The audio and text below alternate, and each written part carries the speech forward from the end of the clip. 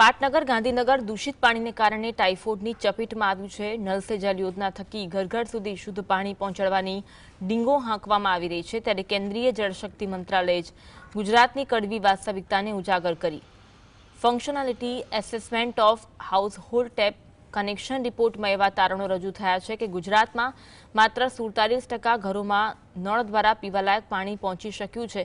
ખુદ central pollution control બોર્ડના મતે વોટર ક્વોલિટી ઇન્ડેક્સના ગુજરાત દેશમાં 30મા ક્રમે રહ્યું છે। આ પરથી ગુજરાતમાં પીવાલાયક શુદ્ધ પાણીની શું સ્થિતિ છે તેનો અંદાજ આવી શકે તેમ છે।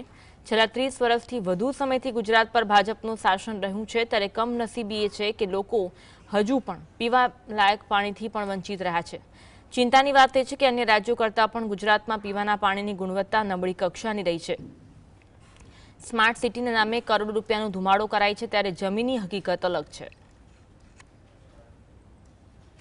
વોટર ક્વોલિટી ઇન્ડેક્સ ગુજરાત રાજ્યનું, તેમાં ગુજરાત રાજ્ય સમગ્ર દેશમાં 30મા ક્રમે છે। બીજી વાત કરીએ કે જ્યાં ગાંધીનગરની વાત છે, પાટનગરની વાત છે, ત્યાં માત્ર 31.9% ઘરોમાં જ શુદ્ધ પીવાલાયક પાણી આવે છે, જ્યારે આર્થિક પાટનગર અમદાવાદમાં 46.1% ઘરોમાં જ શુદ્ધ પીવાલાયક પાણી આવે છે।